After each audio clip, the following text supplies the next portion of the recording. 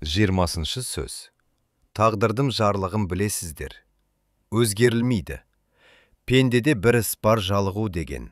Ол, тағдырда адаммен бірге жаратылған нәрсе. Оны адам өзі тапқан емес. Оған егер бір еліксе, адам баласы құтылмағы қиын. Қайраттанып сілкіп тастап кетсең де, ақырында тағы келіп жеңеді. Ақылы түгел, ойлы адамның баласы байқаса, осы адам баласының жалықпай тұғын нәрсесі бар ма екен?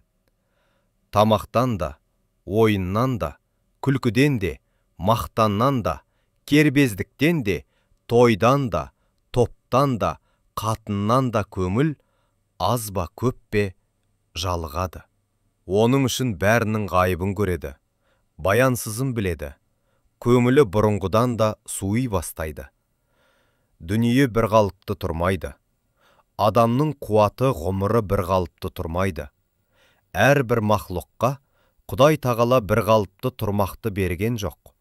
Енді көңіл қайдан бір қалыпты тұра алады? Бірақ осы жалығу деген, әрнені көрем деген, көп көрген, дәмін, бағасын, бәрінің де баянсызын біліп жеткен ойлы адамнан шығады. Соншалық ғұмырының баянсызын, дүниенің әрбір қызығының ақырының шолақтығын көрген білгендер, тіршіліктен де жалықса болады. Бұлай болғанда ақмақтық, қайғысыздық та бір ғанибет екен деп ойлаймын.